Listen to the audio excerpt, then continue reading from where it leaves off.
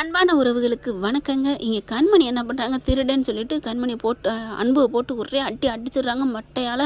பார்த்தா அம்மான்னு சொயின்னு மயங்கி விழுகிறாங்க.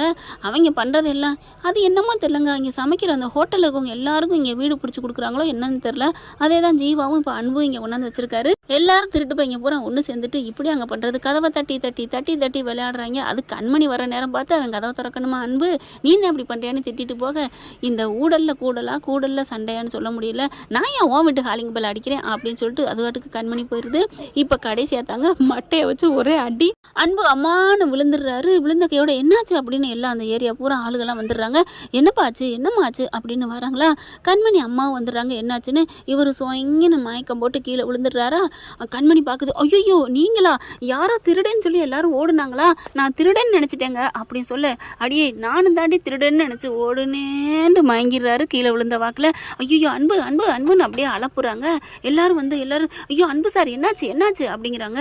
திருடனை தேடி நாங்கள் ஓடணும், நீ ஏண்டி இவரை அடிச்ச அப்படின்னு அவங்க அம்மா கேட்க, அம்மா திருடன்னு நினச்சிட்டேம்மா. என்னடி திருடனுக்கும் ஆளுக்கும் வித்தியாசம் தெரியலையா, பார்த்தா மயங்கி கிடக்குறாரு. போச்சு போச்சு அன்பு சார் என்னமோ பண்ணிட்டீங்க, அவங்க தான் மட்டும் பண்ணது. பார்த்தா அன்புக்காக சப்போர்ட் பேசுகிற மாதிரி கண்மணி மேலே பழிய போடுறாங்க.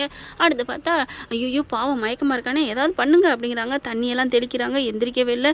டாக்டரை கூப்பிடுங்க அப்படின்னு சொல்லல. இவருக்கு கொஞ்சம் இதாகிருதுங்க. அவருக்கு ஏற்கனவே பிரச்சனை இருக்கு இல்லையா, அதனால அவங்க தெரிஞ்சவங்களுக்கு டாக்டருக்கு உடனே கால் பண்ணுறாங்க. இந்த மாதிரி இந்த அட்ரஸில் இருக்கும், சீக்கிரம் வாங்க அப்படின்னு.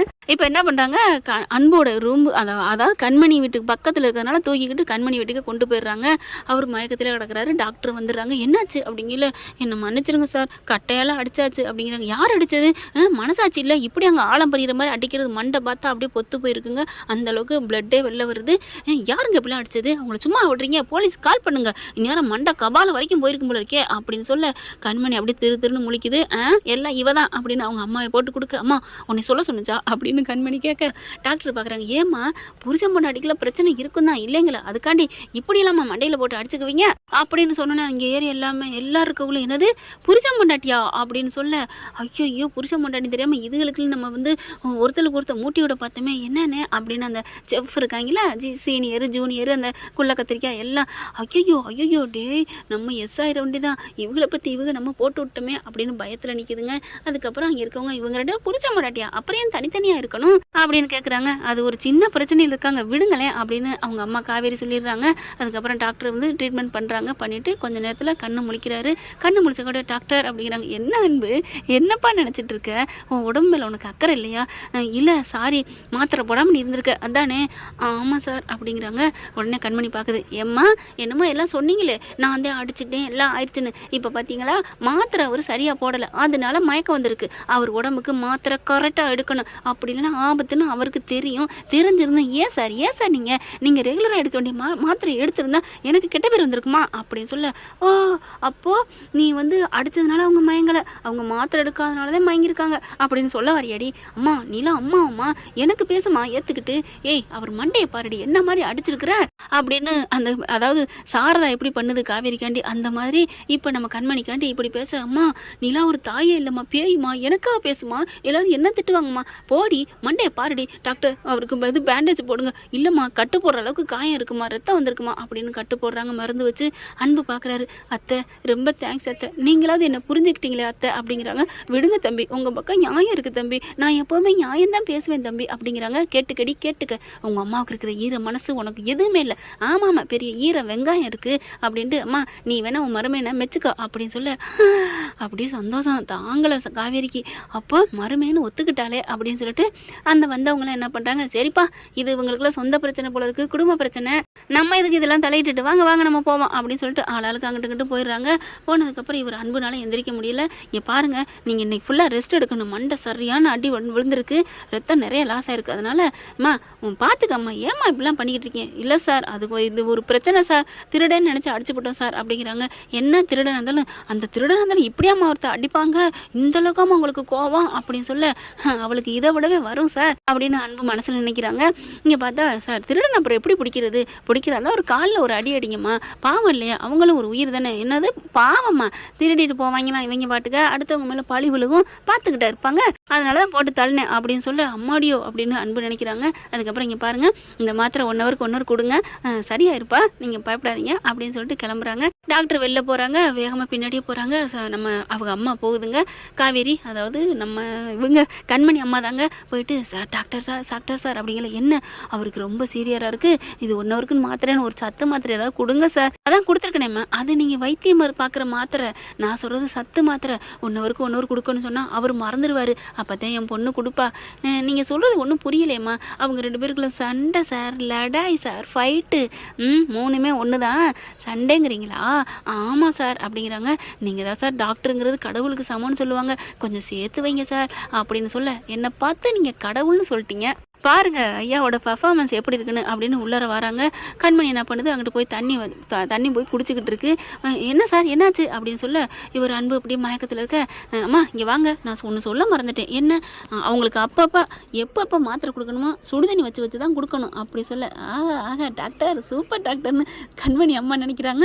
அதுக்கப்புறம் 2 மணி நேரத்துக்கு ஒருக்கா ஜூஸ் ஏதாவது ஒன்று அடித்து கொடுத்துக்கிட்டே இருக்கணும். அந்த ஜூஸ் குடித்தா தான் அவருக்கு அந்த மண்டையில் இருக்க ரத்தம் போனதுக்கு ஊறும். நீங்கள் நிமிரவே கூடாது, படுக்கையாத்தான் இருக்கணும் 24 மணி நேரத்துக்கு. சார் அப்போ மாத்திரைலாம் 1 ஹவருக்கு ஒருக்கா நீங்கள் தான் கொடுக்கணும், அதுவும் சுடுதண்ணி வச்சு தான் கொடுக்கணும். ஐயோ சூப்பர். அவங்க அம்மாவுக்கு ரொம்ப சந்தோஷம். ஆனால் கண்மணி, சார் அதெல்லாம் யார் சார் பண்ணிகிட்டு இருக்க முடியும், அவங்க வீட்டுக்கு போயிடுவாங்க, இது ஒன்றும் அவங்க வீடு இல்லை. என்னது அவங்க வீடு இல்லை, என்னம்மா உங்கள் புருஷன் தானே, நீங்கள் என்ன இப்படி பேசுகிறீங்க? சரி இப்போ என்ன அப்படின்னு கண்மணி அப்படியே ஒரு மாதிரி ஆகுறாங்க. 1 ஹவருக்கு ஒருக்கா மாத்திரை கொடுக்கணும், அவ்வளோதானே? ஆமாம்மா, சுடு தண்ணியில் கொடுக்கணும், அப்போ தான் கரெக்டாகும். நீங்கள் பாட்டுக்கு வேறு தண்ணி கொடுத்துடாதீங்க, ஜூஸ் கொடுங்க. என்ன ஜூஸ் கொடுக்கணும்? ஆப்பிள், ஆரஞ்சு, மாதுளை, இந்த மாதிரி எது வேணாலும் நீங்கள் கொடுக்கலாம். ஆனால் ஜூஸ் கொடுக்க மறந்துடாதீங்க, 2 மணி நேரத்துக்கு ஒருக்கா கொடுக்கணும், கொடுத்தே தீரணும். அதுக்கப்புறம் தலையை இந்த 2 பொட்டிலையும் கையை வச்சு இப்படியே அழுத்தி கொடுக்கணும். அது ஏன் அப்படிங்கிறாங்க. ஆமாம்மா, நீங்கள் போட்ட போடல அவருக்கு ரத்தம்லாம் உறைஞ்சு போய் நிற்குதுமா, அந்த ரத்தம் சர்க்குலஸ் ஆக வேண்டாமா, 24 மணி நேரத்துக்கு நீங்கள் அப்படியே பண்ணிக்கிட்டே இருக்கணும். என்னது 24 மணி நேரமா? அப்புறம் இவருக்கு மாத்திரை எப்படி கொடுக்குறது, அப்புறம் சுடுதண்ணி எப்படி கொடுக்குறது? அதெல்லாம் தான் இந்த அம்மா, உங்கள் அம்மா பண்ணட்டும். என்ன நினச்சிட்டு இருக்கீங்க, அவர் உயிரோட வேணுமா வேணாமா? அவங்க பாட்டிக்கு தெரிஞ்சால் என்ன ஆகும், அதை விட அவங்க அம்மாவுக்கு தெரிஞ்சால் என்ன ஆகும்? ஐயோ டாக்டர் அதெல்லாம் சொல்லிடாதீங்க. அப்படி இருக்கணும், அந்த பயம். பாவங்க நெத்தி எல்லாத்துலேயும் உறைஞ்சு போயிருக்குங்க அப்படின்னு சும்மா வச்சு டெஸ்ட் பண்ணுறாரு. நீங்கள் இப்படியே தடவி கொடுத்துட்டே இருக்கணும். லைட்டாக ஏதாவது ஆயிலோ இல்லை தைலமோ எடுத்து நீங்கள் தேய்ச்சாலும் அதுவும் நல்லா தான் இருக்கும். அவருக்கு அந்த ரத்தம் உறையக்கூடாதுங்க, உறைஞ்சிச்சுன்னா காலையிலேக்கு உயிர் இருக்கோ என்னன்னு சொல்ல முடியாது. டாக்டர் என்ன டாக்டர் சொல்கிறீங்க அப்படின்னு கண்மணிக்கு ஒரு மாதிரி ஆகுது. பரவாயில்லம்மா, நீங்கள் இதெல்லாம் பண்ணால் சரியாயிரும். அம்மா வரட்டுமாம்மா, போதுமாம்மா அப்படி சொல்ல, என்னது போதுமான்னு நாங்கள் தான் கேட்கணும், கொடுத்த காசு நீங்கள் என்ன கேட்குறீங்க? இல்லைங்க, நாங்கள் வைத்தியம் பார்த்தது போதுமான்னு கேட்டேன். ரொம்ப நன்றி டாக்டர் அப்படின்னு சொல்லிட்டு வழி அனுப்புகிறாங்க.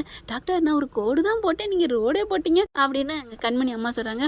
பரவாயில்லைங்க, 2 பேரும் நல்லா இருக்கணும், அதுக்காக போய் சொல்கிறது தப்பு இல்லை, வள்ளுவர் சொல்லியிருக்காரு இல்லையா, நல்லது போய்க்கணும்னா போய் சொல்லலான்னு. ரொம்ப தேங்க்ஸ் டாக்டர் அப்படின்னு அனுப்பி வைக்கிறாங்க. கண்மணி பார்க்குது, நீ என்ன அவர்கிட்ட போய் பேசிட்டே வர்ற, நானும் பார்த்துட்டே இருக்கேன். இல்லை டாக்டர் காசு கொஞ்சம் குறைச்சி பண்ணிக்கங்க, நீங்கள் ரொம்ப தான் குறைச்சி வாங்குறீங்க, உண்மையிலே நீங்கள் நல்ல டாக்டர் அப்படின்னு சொன்னேன்டி, வேற ஒன்றும் இல்லடி அப்படின்னு சொல்ல, எனக்கு என்னமோ நம்புற மாதிரி இல்லையே, போன வாட்டி என்ன பேசுனேன், போன வாட்டி நான் என்னடி என்ன போன வாட்டினா அது எப்படி, இப்போ கொஞ்ச நேரத்துக்கு முன்னாடி போய் பேசினியே, அது சுடு தண்ணியில் கொடுக்கணுமா பச்சை தண்ணியில் கொடுக்கணுமான்னு கேட்டேன், அதை ஏன்ட சொல்லக்கூடாதுன்னு அங்கே சொல்கிறாரு உங்ககிட்ட.